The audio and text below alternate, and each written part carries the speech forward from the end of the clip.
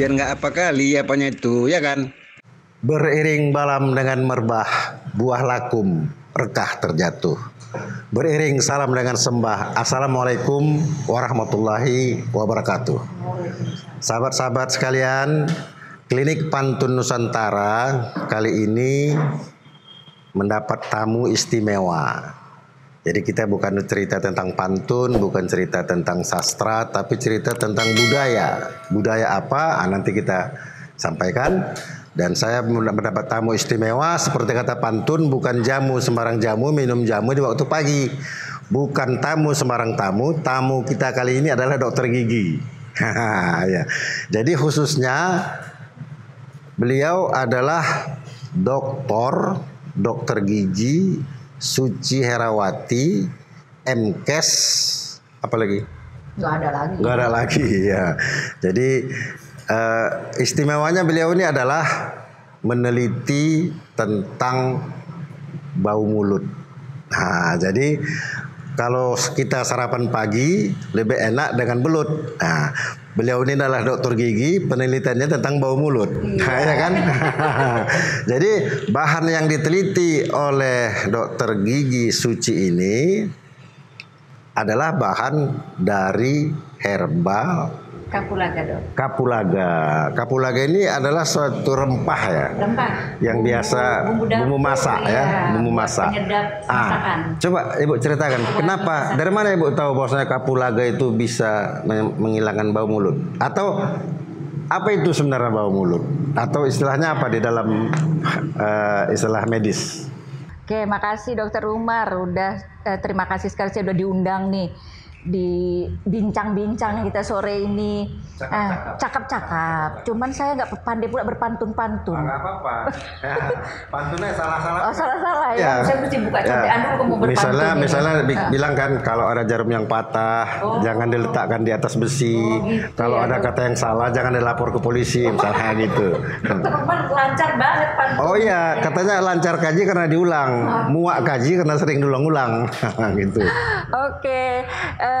Jadi bau mulut itu kalau istilah medisnya halitosis, Dok. Halitosis.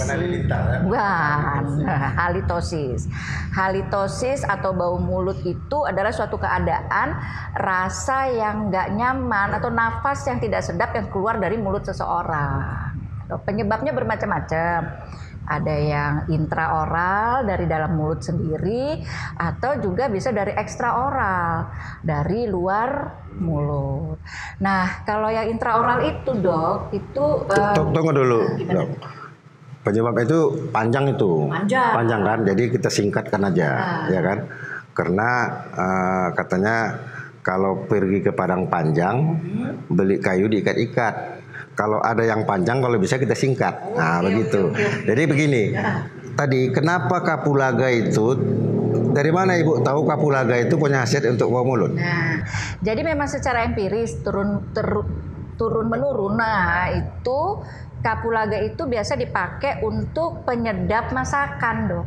Biasanya kalau kita bikin sup atau kalau di Medan bikin kari ya, nah itu dikasih kapulaga. Kapulaga itu dia bentuknya biji ya? Ya, buah, bukan biji. Buah tapi ada bijinya yang kecil-kecil lagi di dalamnya ya, Dok.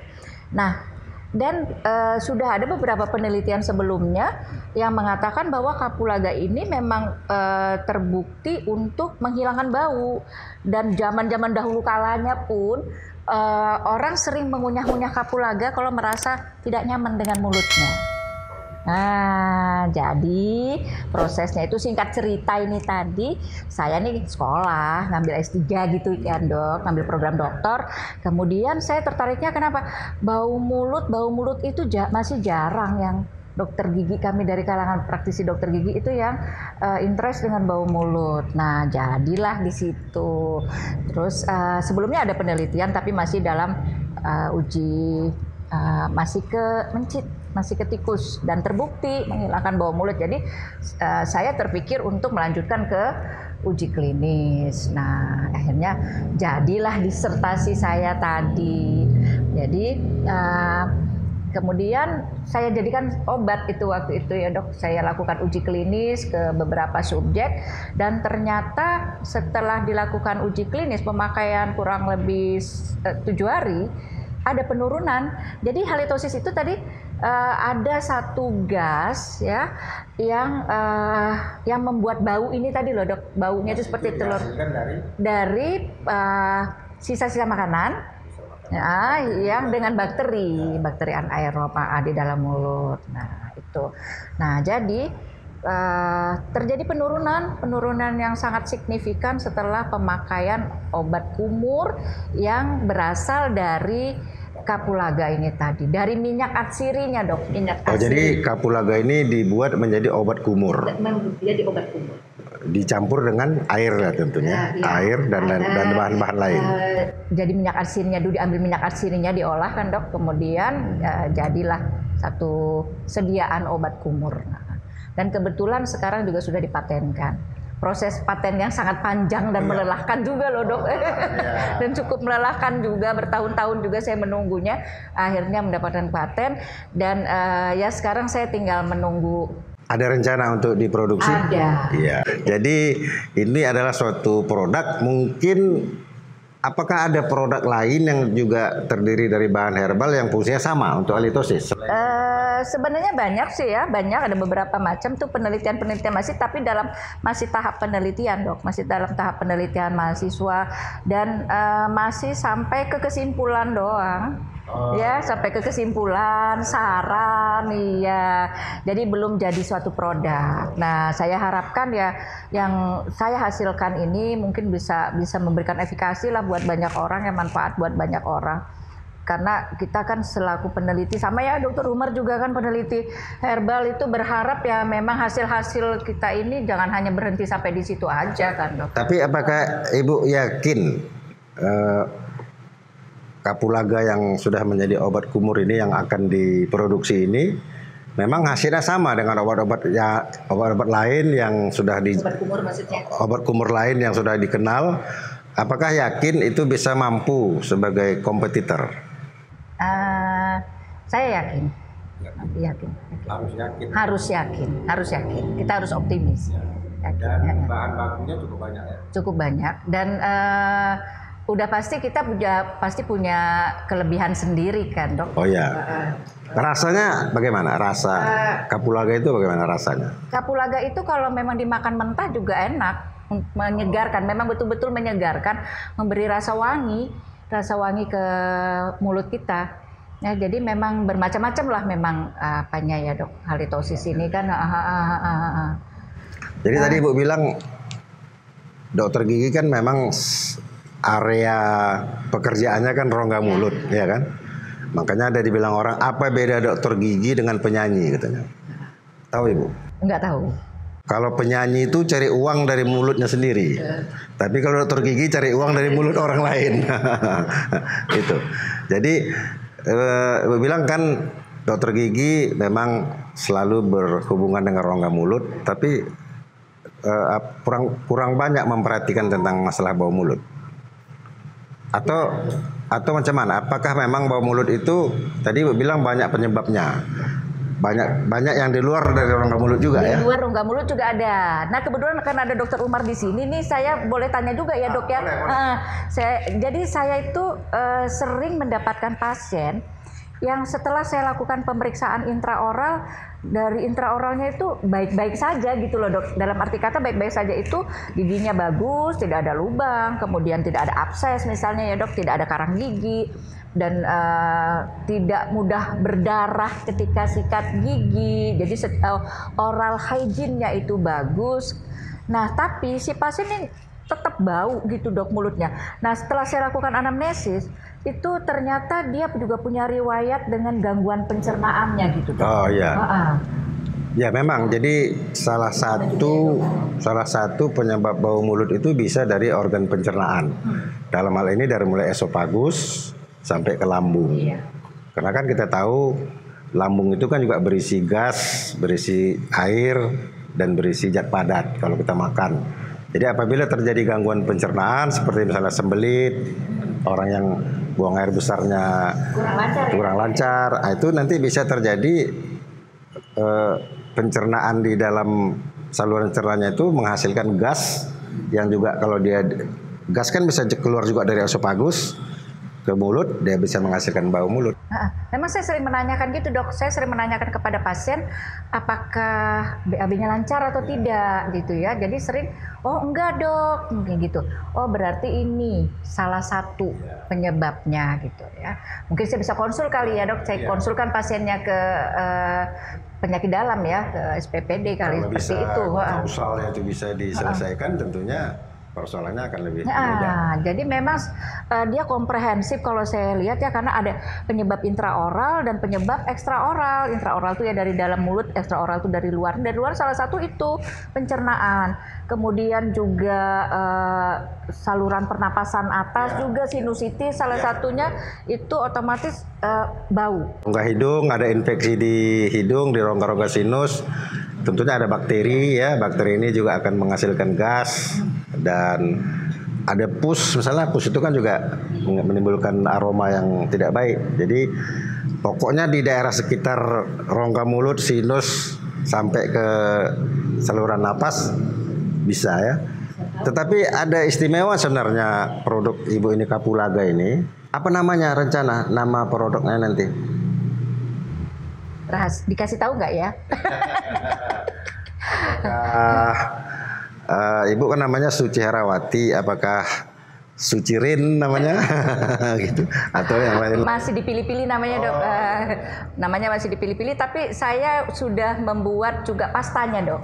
Oh, ada pastanya. Jadi kita harapkan ya dua-dua dipakai. Permennya ada rencana buat permen? Kedepannya mungkin akan ada. Karena kalau ada, karena kalau ada permen, jadi kan ini bisa juga digunakan oleh orang yang tidak halitosis. Ya kan, berarti bisa digunakan oleh orang-orang yang mau menyegarkan mulut. Yang memang untuk menyegarkan sesaat. Iya, berarti ini luar biasa, ini indikasinya sangat luas sehingga menjanjikan dari segi bisnis. Amin, mudah-mudahan ya dok ya. Tapi saya sih berpikirnya ya supaya semua masyarakat bisa merasakan manfaatnya gitu ya. Karena ya kalau ibu belum produksi, bagaimana orang merasakan manfaatnya? Proses loh dok. Itu makanya segera diproduksi. Jadi untuk tahap pertama dibagi-bagikan dulu, promosi kan supaya orang mencoba, dan nanti kita akan buat lagi sosialisasi dan bisa dilibatkan sejawat-sejawat dokter gigi dan lain-lain sehingga produk ini akan bermanfaat bagi masyarakat. Ya. Barangkali ada pesan-pesan atau kata penutup dari Ibu Dr. Suci khusus tentang produk Kapulaga sebagai obat kumur, pasta ataupun sebagai tablet hisap yang akan insya Allah akan diproduksi. Apa? Saya tidak. Ya. Secara khusus sih nggak ada lah dok pesan khusus apa gitu. Ya cuman saya berharap sih cuma masyarakat itu mulailah ya melirik, maksudnya mulailah membuka. Saya ingin membuka wawasan dari masyarakat untuk juga memanfaatkan apa yang ada di Indonesia ini ya, salah satunya ya ini tanaman kapulaga atau herbal yang asli Indonesia yang bisa digunakan untuk mengatasi gangguan-gangguan kesehatan gigi mulut nih, khususnya karena saya dokter gigi ya kan dok. Jadi bukan hanya bau mulut dan bukan hanya kapulaga, yang kita harapkan ke depannya juga junior kita ini, mahasiswa bimbingan kita, cobalah lebih intens lagi, kemudian lebih tertarik lagi dengan adanya potensi-potensi herbal yang bisa dimanfaatkan ya. Jadi jangan sia-sia lah kita yang tua-tua ini kan Dokter Umar, kita yang tua-tua yang sudah senior ini jangan berhenti sampai kami saja. Jadi next generation itu yang berikutnya ya coba tetaplah menggali potensi-potensi yang ada supaya bisa kita manfaatkan. Karena sayang loh, Indonesia nih ada ribuan spesies kan dok, ribuan spesies yang tanaman asli obat yang bisa dimanfaatkan untuk. Jadi kesehatan nanti tubuh. kalau nanti sudah diproduksi, nanti saya undang lagi Ibu Dr. Suci untuk kita jelaskan lagi, lagi ya. Supaya orang tahu, masyarakat tahu, dan bagaimana cara mendapatkannya, kan begitu. Saya sebenarnya gini, boleh sedikit tambah ya dok ya. Pemahaman tentang bau mulut ini juga masih kurang masyarakat kita, jadi masih menganggap itu sepele gitu kayaknya dengan masalah gigi mulut ini loh dok. Padahal bau mulut ini kan memang bukan penyakit sih, tapi mengganggu dong orang-orang di sekitarnya. Kadang-kadang orang yang mempunyai bau mulut dia sendiri nggak tahu. Dia nggak tahu. Orang yang tahu dan orang nggak mau ngasih tahu dia. Iya. Jadi interaksi sosialnya juga berkurang dan menimbulkan dampak psikologis juga sih sebenarnya. Kurang percaya diri jadinya orang-orang yang bau mulut ini sebenarnya ya, kalau dia sadar itu kurang sekali. Dan ada satu nih dok, halitofobia. Halitofobia ini adalah penderita bau mulut yang kita sudah rawat ya dok. Misalnya saya udah rawat semua giginya, sudah yang mana yang berlubang itu harus ditambal, yang mana harus dicabut, karang giginya sudah dibersihkan, tapi dia tetap ngotot katanya mengatakan bahwa mulutnya bau. Dan dia sangat ketakutan terus dengan. Padahal tidak. Setelah saya lakukan pengukuran dengan alat, kadar gas VSC-nya tadi normal-normal aja. Nah, jadi ini mungkin perlu bantuan psikiater juga ini seperti ini. Itu. Sebenarnya masih banyak lagi sih yang bisa kita obrolkan, tapi mungkin lain kali ya dok ya. Oke lah, barangkali terima kasih. Dan kalau diungkap dalam sebuah pantun, burung pipit, burung kenari, indah sungguh bunga selasih. Terima kasih Dr. Suci mau datang kemari. Saya ucapkan terima kasih. Terima kasih juga udah undang saya. Baik, jadi kami akhiri. Assalamualaikum warahmatullahi wabarakatuh. Waalaikumsalam.